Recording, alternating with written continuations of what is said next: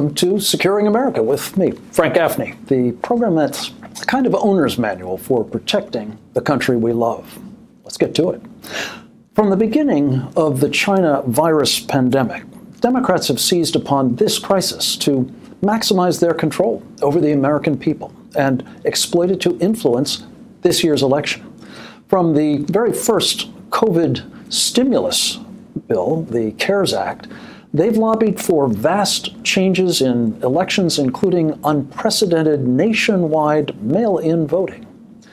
Subsequent nationwide riots orchestrated by Antifa and Black Lives Matter Marxists, often with the tacit, if not explicit, support of leading Democratic politicians, following George Floyd's death, created the precedent for election-related violence next.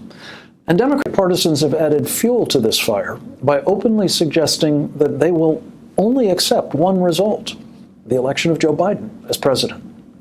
Essayist Michael Anton recently wrote an explosive piece at the American Mind entitled "The Coup," in which he collected evidence that some Democrats are actually planning to do just that, if necessary, to achieve their desired outcome of a Biden presidency.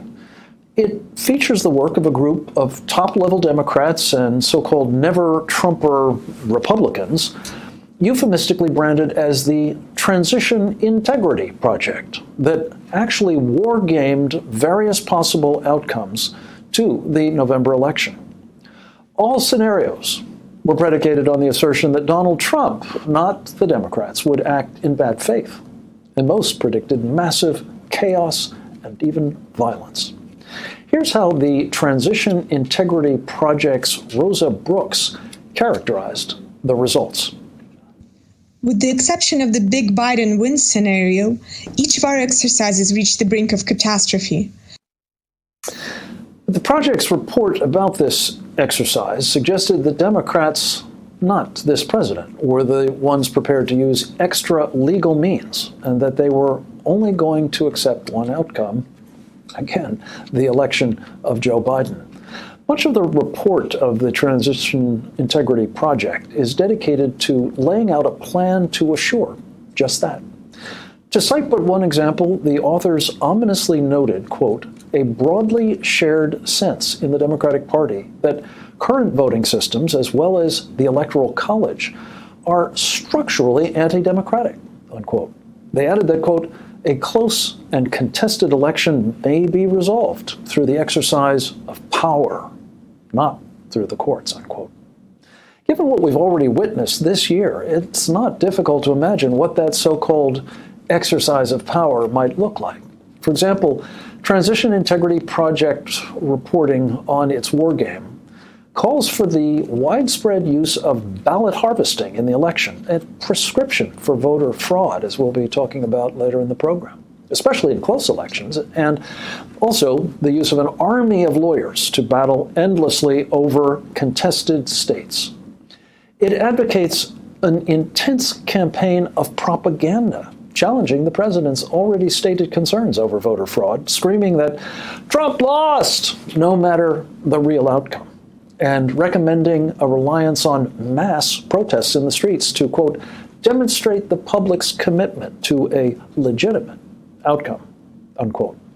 And this TIP report accuses President Trump of the very bad behavior Democrats have been engaged in since 2016. Notably, it quotes concerns he has repeatedly and rightly expressed about the danger that the distribution of 80 million unrequested mail-in ballots will, in fact, result in widespread voter fraud, calling that dishonest propaganda designed to simply anger Trump's base and spur them to violence if he loses.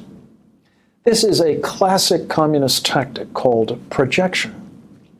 It's aimed at discrediting in advance any future reactions to the leftist plans by accusing their opponents of doing what they themselves are doing. So, if the Democrats encourage rioting in the streets following a Trump victory, and he calls out the National Guard to end the violence, the public has already been primed to believe leftist accusations that the president is a dictator intent on suppressing the legitimate election outcome.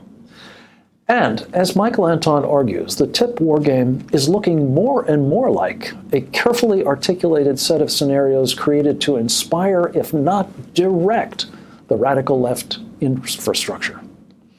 Other hard left organizations responded immediately to the Transition Integrity Project's recommendations, putting them into action. For instance, a group ironically named Defeat Disinfo formed as an online platform to wage information warfare via social media to discredit whatever Trump messages might be sent out. Another group calling itself Shut Down DC published an online document entitled Stopping the Coup. Imagine. The Disruption Guide for 2020. This lays out a detailed blueprint for a coup to assure a Biden victory at all costs, once again based on the pretext that any Trump victory in 2020 will be illegitimate. And a leading light of the radical left, Frances Fox Piven, the co-author of the infamous Cloward-Piven crisis strategy that brought us Acorn vote fraud and subprime mortgage meltdown and other manufactured and exploitable crises, is calling for radicals to, quote, take to the streets, unquote, if the election is contested. She concludes, quote, so we should prepare now to respond psychologically and strategically to something akin to a coup, unquote. Once again, Trump is the threat to democracy when, in fact, it is the left that is doing the coup planning in advance. And, oh, by the way, they have in mind secession of several states of the Union if it doesn't work out their way. Clearly, the left is not simply creating conditions for an electoral train wreck involving contested balloting and outcomes and the accompanying protracted delays in resolving who is the elected president of the United States and possibly who controls one or both houses of Congress. We're on notice that the left will not just threaten violence in such circumstances, but are preparing to engage in it, or at the least, to encourage it. It appears that only a crushing landslide in favor of Donald Trump might spare our country such turmoil and the bloodletting the coup plotters clearly have in mind. Think about that as you prepare to vote, and encourage your family, neighbors, and friends to do the same. Those are my thoughts. Let me know yours at securingamerica.tv, our new website where you can comment on and learn more about our work, find out how you can support it, and get access to a citizen's handbook on how you can contend with insurrection and violence. We'll be right back with more on the challenges ahead, straight ahead.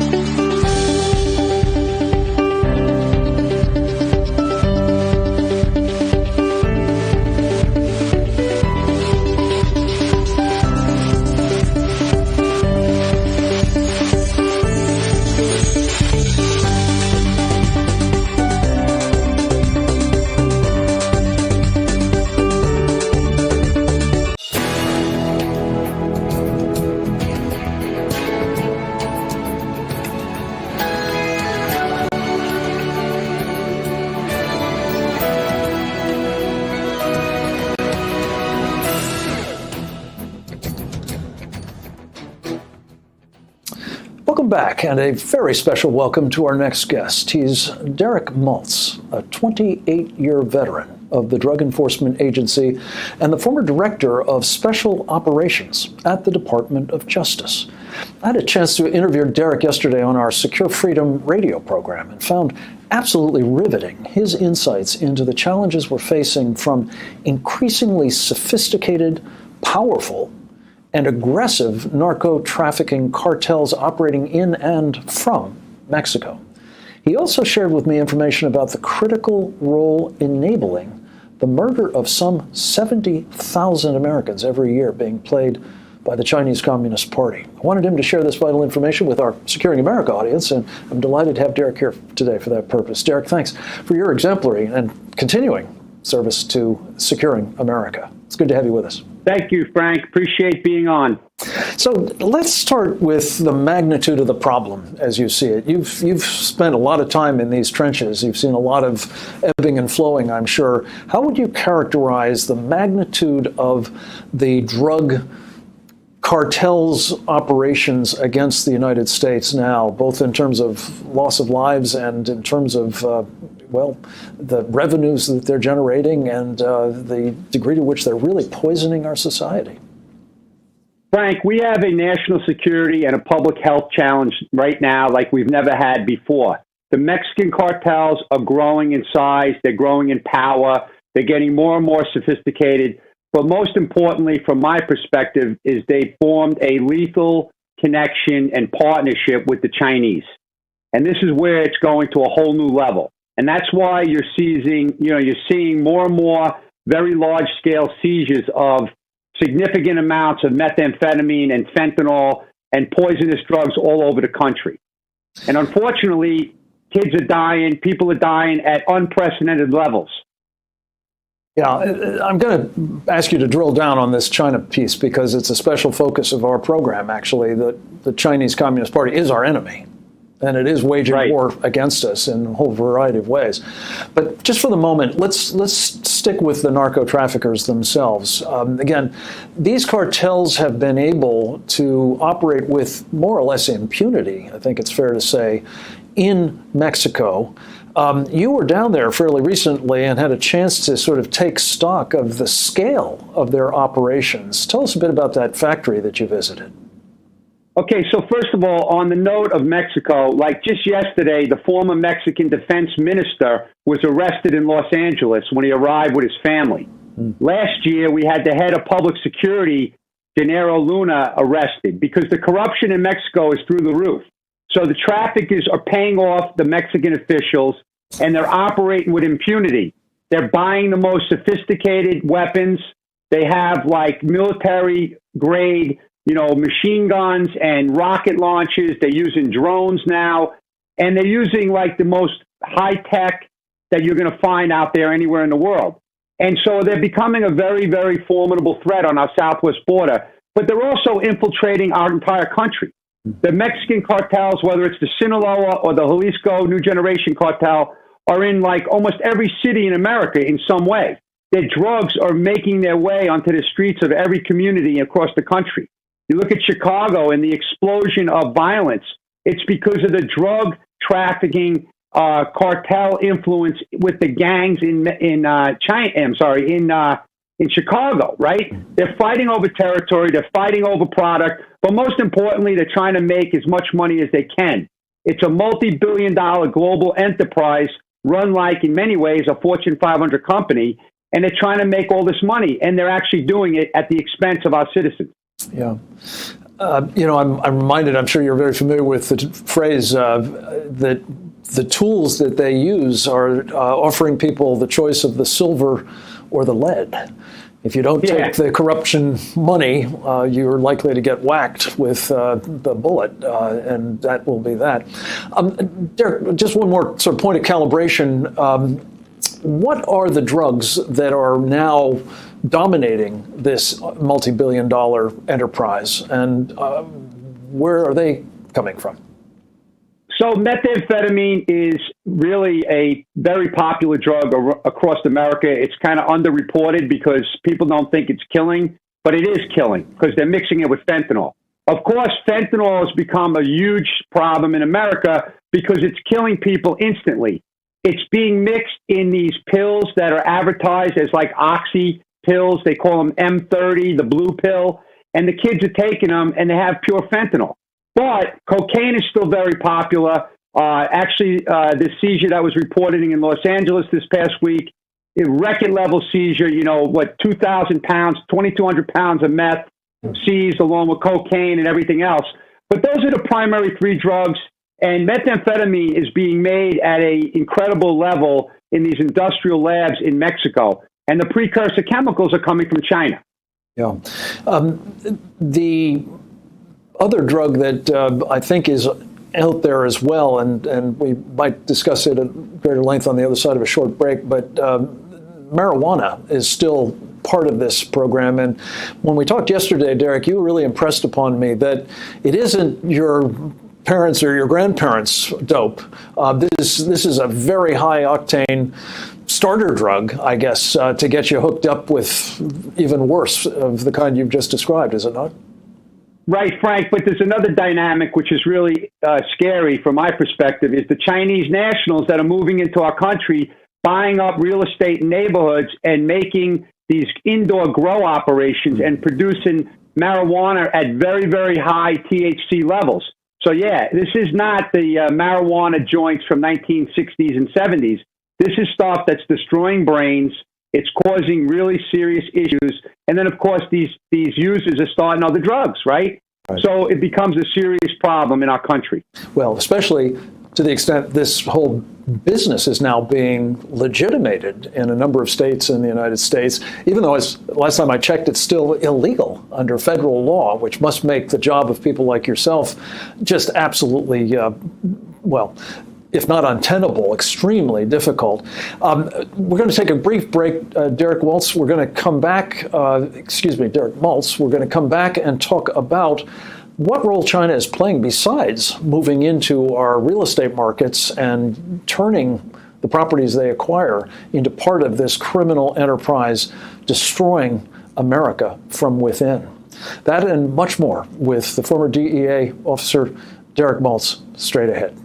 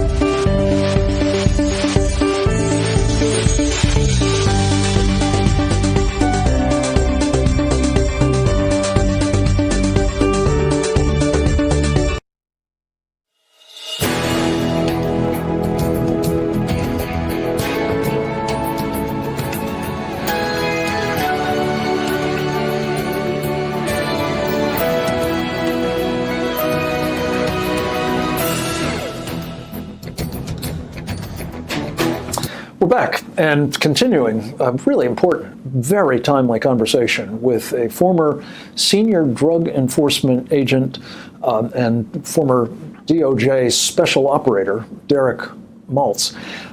Derek, I wanted to pick up on this bit about China because in addition to providing the raw materials for some of these drugs and pushing enormous amounts of fentanyl in with murderous effects on an epic scale. I think I said earlier, 70,000 Americans dying, many of them from fentanyl.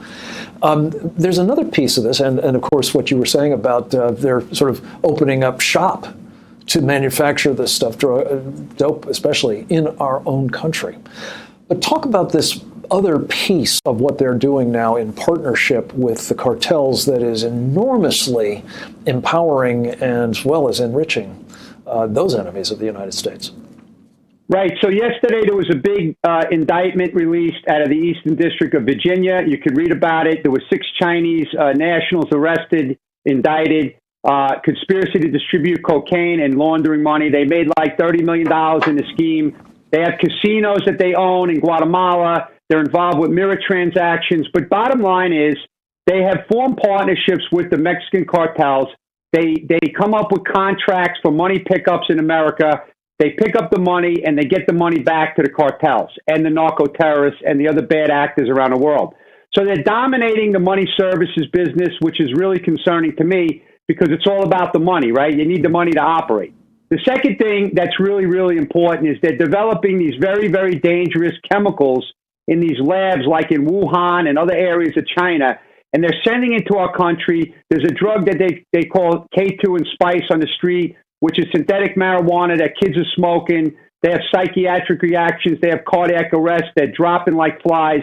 And it's coming from Chinese labs, right? You have all the drug paraphernalia that they're providing to the bad guys that are pushing the poison on the streets. They're involved in cocaine trafficking all over the place. These guys that were indicted yesterday. So there's a bunch of new arrests and indictments coming down on the Chinese. So the American public's going to start seeing they're all over the place. They're in our cities. They're picking up cash. They're bringing the money to Las Vegas casinos. They're turning over $500,000 at a time to these hosts in the casinos, and then they're doing mirror transactions, dumping the money in bank accounts in China. So they're beating the system. They're very sophisticated. They're using encrypted apps, so we can't even infiltrate their communications because, of course, big tech does not provide the solutions to law enforcement. That's another story for another day. But they're just beating us, and they're growing very, very strong, and their alliances with the cartels is exploding. One of the pieces of this that's particularly important, I think, for us to understand is this is just one vector in the, well, it's been called unrestricted warfare of the Chinese Communist Party against the United States and its people. We're all, of course, keenly aware of this biological attack on our country. Whether it was designed as such or just worked out that way is another day's conversation, as you say, Derek. But the point is, and I know as a Homeland Security practitioner, you have a particular appreciation of how all of these things, whether it's the economic warfare or whether it's the degree to which they're undermining our economy, hollowing out our industrial base, or these drug trafficking and other lethal activities, it's murderous, and they have to be held accountable for it. Yes, sir. So if Al-Qaeda had 10 pounds of biological weapon in Mexico, what do you think the U.S. would do? They would react and they'd go for it. They'd destroy it, right? But 1 kilogram of fentanyl produced in China can kill 500,000 people. It only takes 2 milligrams to kill 1 adult, according to the experts. So this is a form of chemical weapon. Yeah. But in America, for some reason, nobody's talking about this. The communities around our country are suffering, families are suffering, but no one's talking about it, and they're certainly not connecting it to China. Well, holding them accountable, let alone taking actions to prevent it. And one other means of delivery, as you know, Derek, is they're just mailing it here in some cases. Let me talk to you about one other thing, just to go back to the marijuana story. And there again, China's intimately involved. How do you, as a guy who's spent his professional life trying to protect us against these drug traffickers and their toxic stuff, look at this determined effort being made to legalize marijuana across the country, to make it that much more accessible to that many more people, especially given the potency that you've talked about, Derek? Right. So America's going to have just a land of zombies, right? People coming to work high, people missing work. I had a friend last week. I was talking to him about a funeral he went to, and he was telling me that his brother could be the poster child for marijuana use today because his brain is destroyed. He can't even have a sentence. He can't even put together a sentence. So it's destroying the brains of these young Americans. And then they're starting to get involved with all these other dangerous drugs. And the problem, Frank, is these drugs are made in labs in China. You don't know what you're taking. There's no quality control. There's nobody sitting there, no FDA approval when they're mailing this stuff on the internet, right, from the internet sales. So it's a very dangerous process. You know, you start out smoking a joint, you get hooked, and then you're starting out, you're using cocaine or you're using heroin, you're taking the oxy pill. Next thing you know, you're dead, and your parents are waking you up. So it's illegal to sell and distribute marijuana. The states, the fact that they can get away with legalizing, I don't even understand that. It's creating a complete confusing role for law enforcement. You go out on raids, and the state and locals that work with you in Colorado can't even go out with you because it may be a marijuana operation or something like that. These organizations involved with all drugs. It's not just one drug. It's poly drug organizations.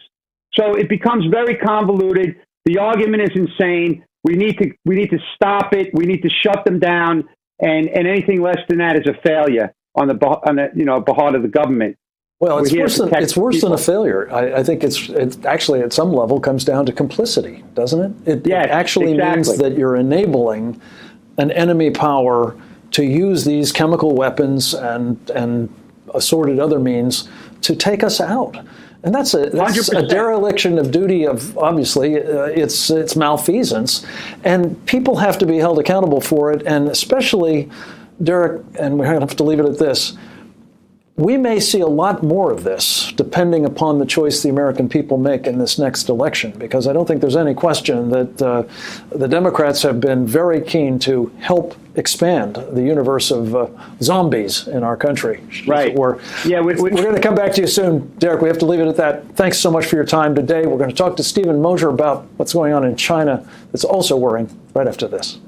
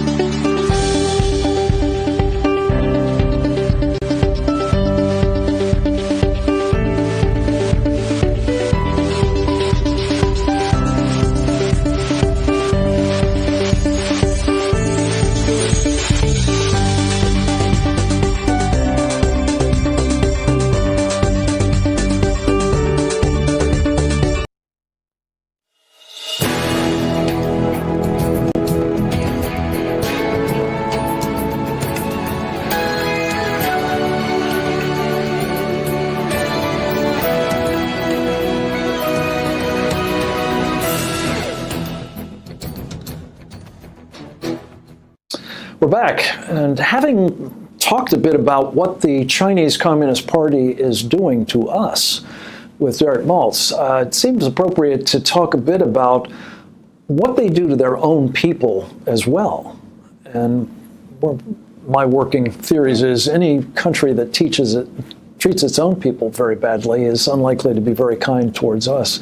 A man who knows how true that is of the Chinese Communist Party and what it has been doing for 4 decades to its people through something called population control, is our next guest. He is Stephen Mosher. He is the president of the Population Research Institute. And in 1979, he was the first Western social scientist to have an opportunity to actually see firsthand what the Chinese Communist Party was up to with respect to something called the one-child policy. He is the author, most recently, of Bully of Asia, Why China's Dream is the New Threat to World Order. Steve Mosher is a valued member of the Committee on the Present Danger of China, and you can follow him at Stephen W. Mosher on Twitter. It's good to have you with us, Steve. Welcome back. Good to be here, Frank. So give us just a little bit of that history, your own personal experience in really discovering what the Chinese were doing to their people in the name of one child. Well, I was on the ground in China in 1979 and 1980 when the one-child policy began. It was a directive that came from on high. Deng Xiaoping himself had said, we have to limit everyone to one child, and everyone fell into line. It was total mobilization, Frank, in the way that one-party dictatorships excel at. And there were population control police that roamed the countryside, hunting down women who were pregnant outside the plan. That is, any woman who was pregnant by the second child, third child, fourth child was rounded up, forced to attend brainwashing sessions. If that didn't convince her to have an abortion, they would then take her by force to the local medical center where she would be held down and aborted coercively. So this program began in 1980 in a big way. Over the last 40 years, it has cost, according to the Chinese Communist Party's own estimates, 400 million lives. That is, 400 million of the most productive, enterprising, hardworking people on the planet have been killed in utero by the Chinese Communist Party.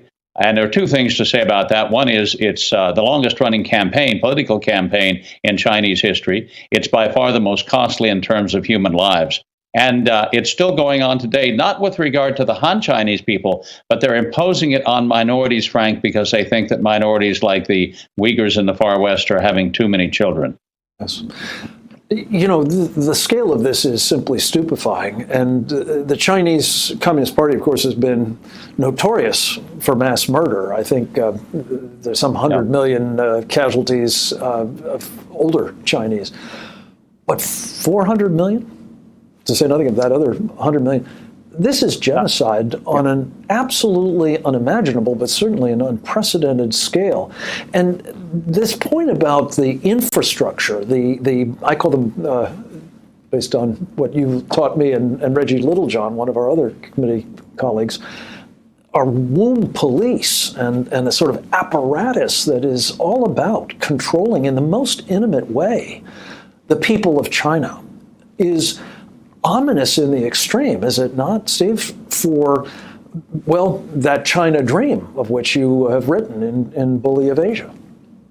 Well, it turns out that if you kill off half of 2 generations, it does tend to cramp your economic growth over time. And that's what they began to realize in 2016 when China had a labor shortage of 4 million workers throughout the country. How do you create a labor shortage in the most populous country on earth? Well, if you kill off half of 2 generations over the course of 3.5 decades, you make a pretty good start at that. But make no mistake, Frank, they were setting up secret jails around the country to hold these women and coerce them into having abortions. If they couldn't get their hands on the women themselves because the pregnant women were often running into hiding, it's called childbirth on the run, they would lock up relatives, fathers, mothers, brothers, sisters, aunts, uncles, until the women themselves would present themselves for the abortion that was being demanded of them. All of this was done outside of any legal justification. Of course, there is no legal system in China today. It's rule by law. It's not rule of law. But the laws were very vicious and cruel, and now they're being imposed on minorities,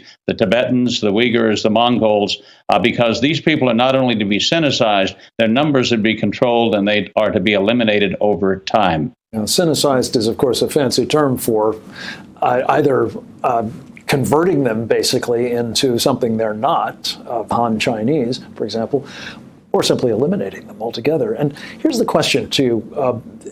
From a strategic point of view, and this is, of course, something that we focus on intensively in our Committee on the Present Danger of China.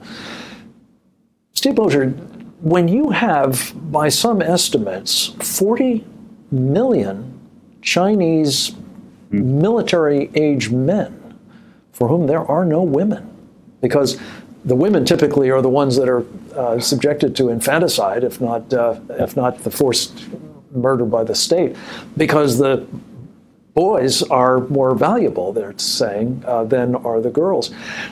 Doesn't that constitute potential sort of cannon fodder for the military expansion and ambitions of Xi Jinping, the author of this China Dream? Yeah, it certainly does, Frank. And the social pathologies created by the one-child policy are just incredible. And they're spreading across China's borders. You've got all these unattached young men. They're seeking brides wherever they can. So there's cross-border traffic in women from North Korea, from Vietnam, from Burma, from Pakistan, from other countries. There's the buying and selling of women in China, where women are kidnapped in one part of China, taken across the length and breadth of China to another part of China, and sold into a brothel for sexual slavery or sold to the highest bidder as a wife. And then, of course, there's the military aspect where these young men can't marry, so they seek alternative families, one of which is the brotherhood of the barracks, the commanding officers, the father figure. Your brothers are the brother soldiers in the barracks. How well would the Chinese army fight, for example, if they were promised brides if they successfully invaded Taiwan from the then newly captive Taiwan population? So it's a very dangerous thing. This seems not a hypothetical any longer. This is very much top of mind, given what they're saying and actually doing towards Taiwan. Stephen Mosher, thank you for your great work at the Population Research Institute and for your contributions to the Committee on the Present Danger of China. We look forward to continuing this dialogue with you in the days ahead. Next up, we're going to talk about the choice.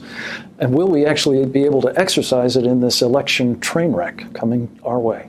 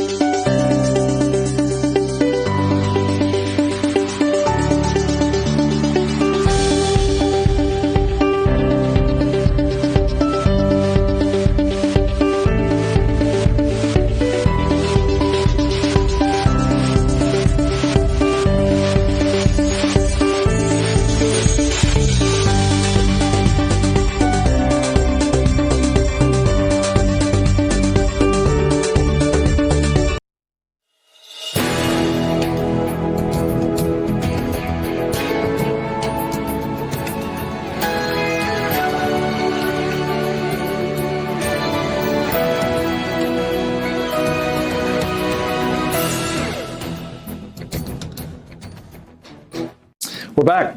I'm very pleased to say, joined by two of those who are regulars here at Securing America, Hans von Spakovsky and Kenneth Timmerman, as we discuss a subject that they're both intimately and very, very impressively knowledgeable about, namely the 2020 election, the efforts made to hijack it, and the impending voting fraud train wreck that may, as a result, be headed our way. Hans is a former federal elections commissioner and senior Justice Department official. Today, he's a senior legal fellow at the Heritage Foundation's Edwin Meese Center and co-author of Who's Counting? How Fraudsters and Bureaucrats Put Your Vote at Risk.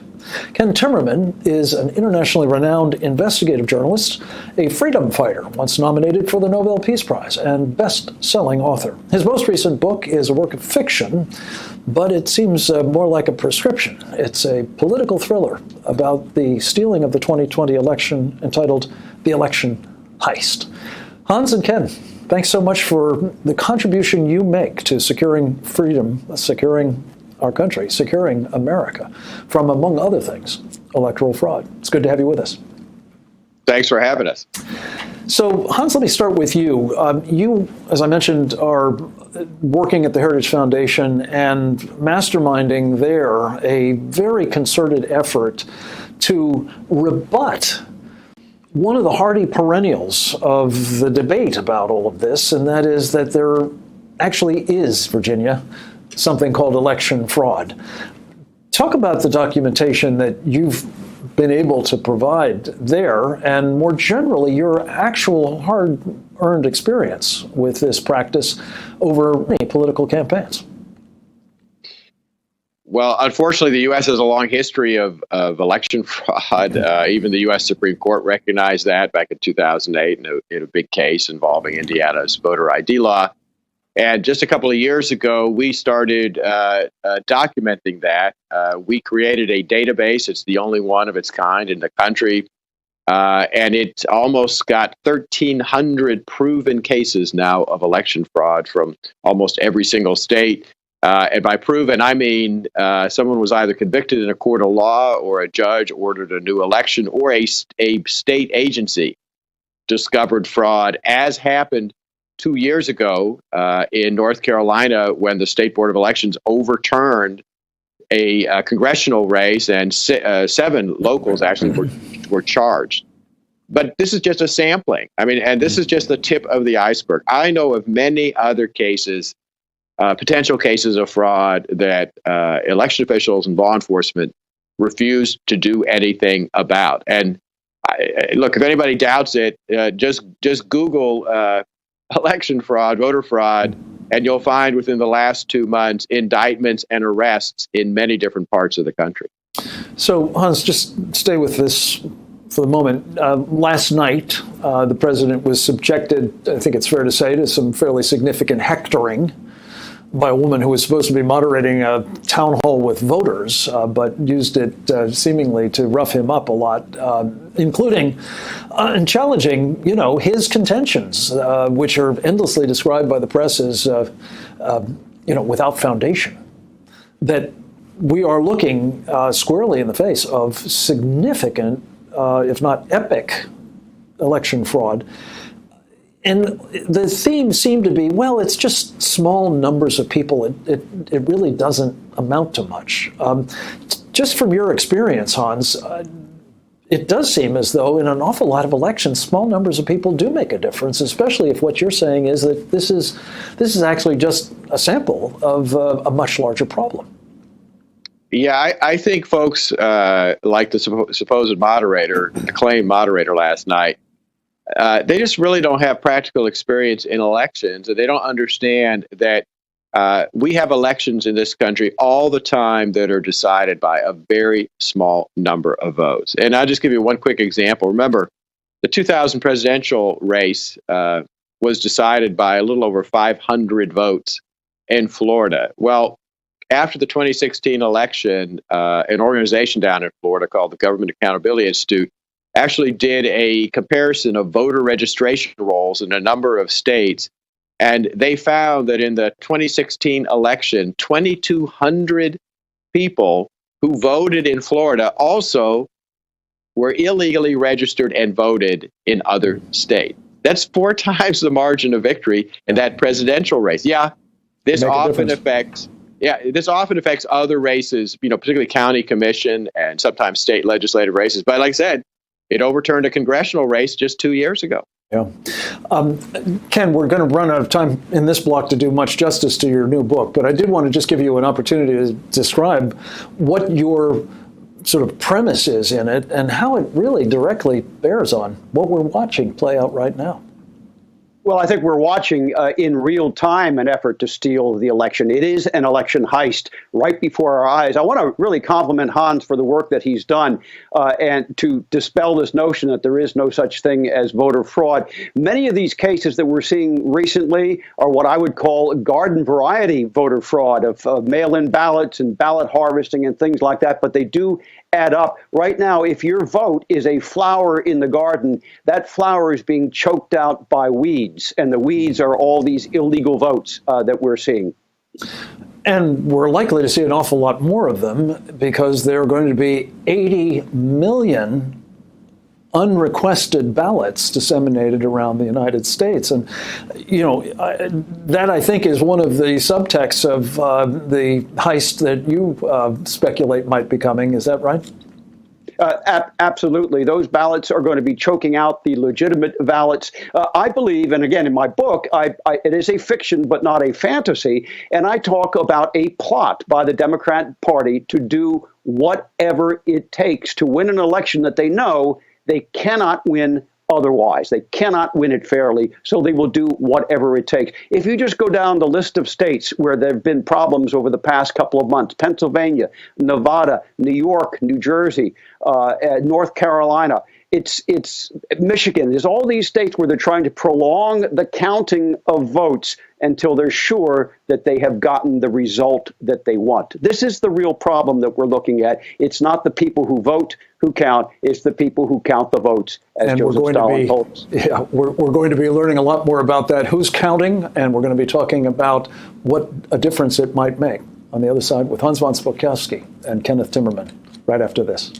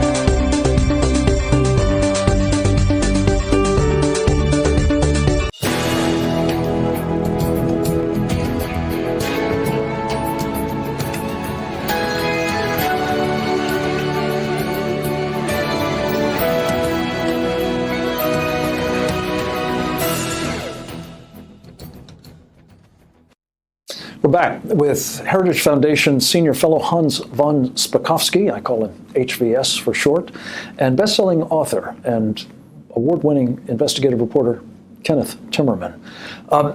Hans, to you, one of the things that we talked about yesterday with Russ Ramsland, who has done some very interesting forensic work on cyber hacking of elections, is that there are lots of different ways to try to screw up a free and fair election in a country the size and with all of the various elements that go into an election here.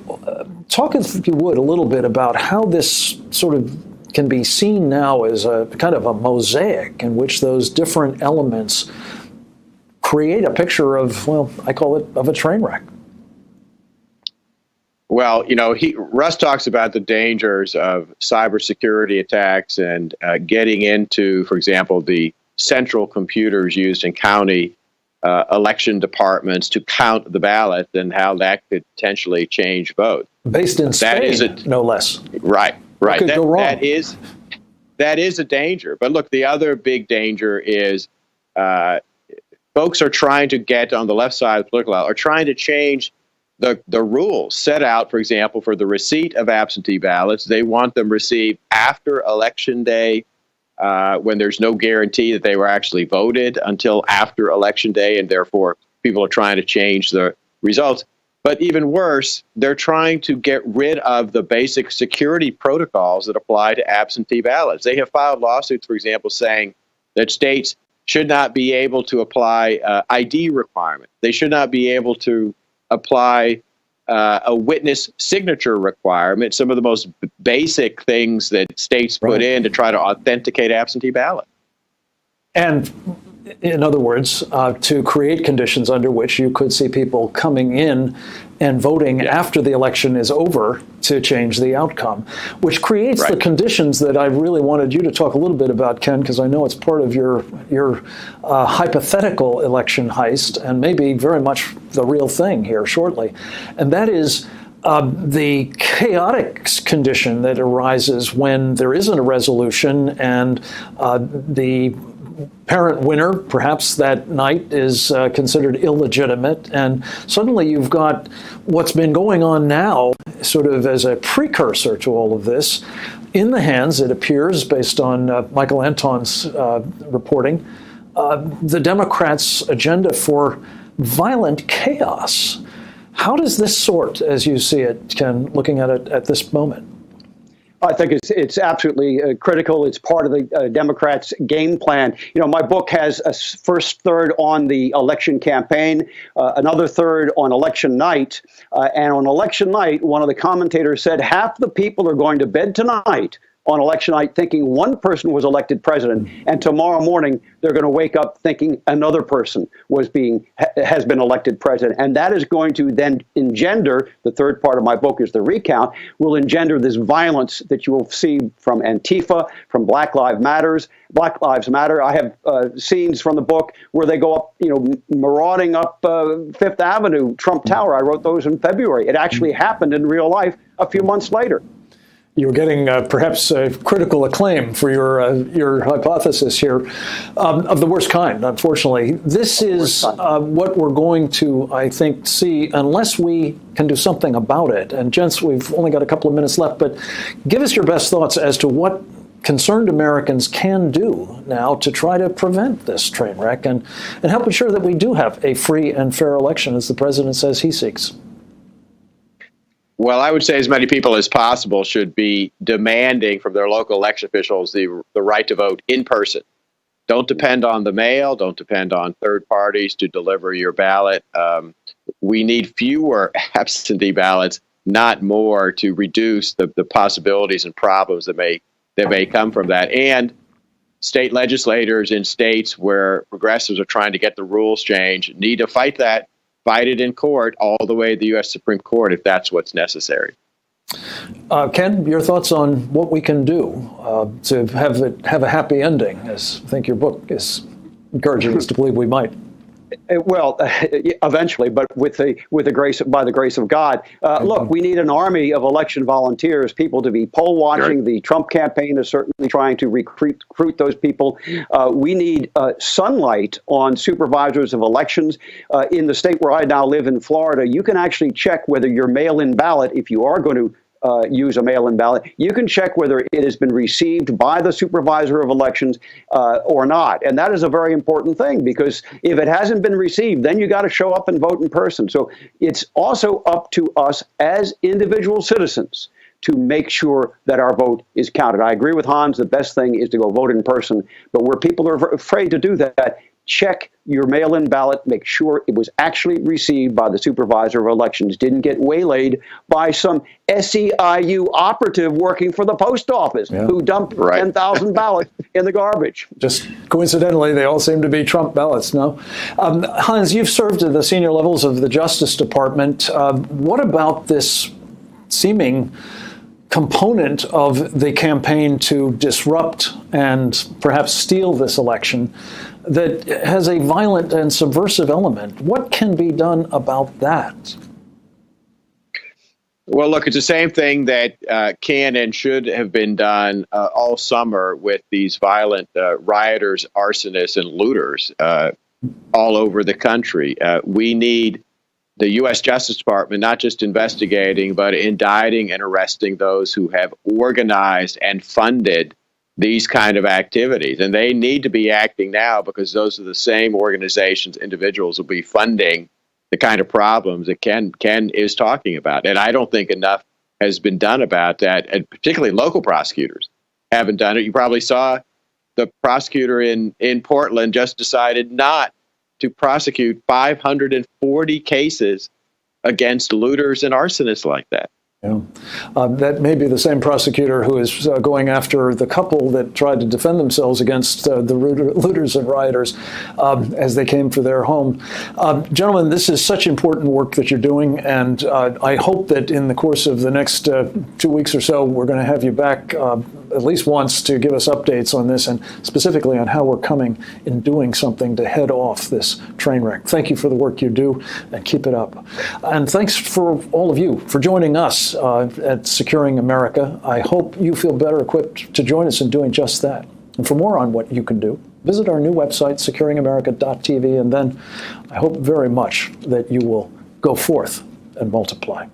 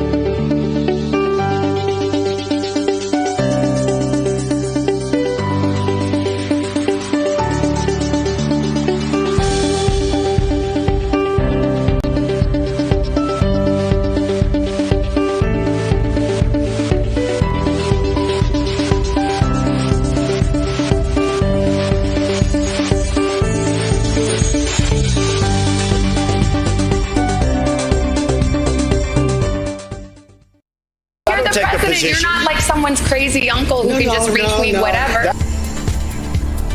On what was supposed to be a night of a spirited debate turns into a deep contrast of dueling presidential town halls.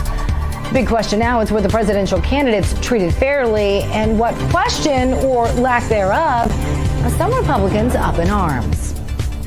Plus, a man who was supposed to moderate last night's canceled debate, Steve Scully, becomes the center of a much heated debate of his own after he admits to lying. So now what? And what impact does his admission have on journalistic integrity? And finally, new details emerge in the Hunter Biden email case, what that could mean for his father, Joe Biden, in the days leading up to the presidential election. That and a whole lot more on this Friday edition of News On.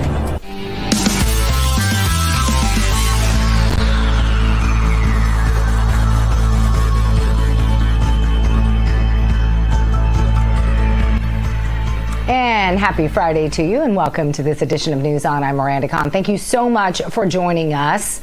Let's just jump right into it. The road to the White House continues.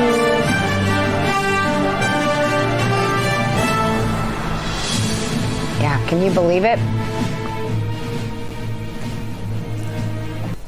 Can you believe it? We are just 18 days away. Yeah, President Donald Trump and Democratic presidential nominee Joe Biden held dueling town halls last night, and somehow the earth did not spin off its axis and American democracy did not come crashing down.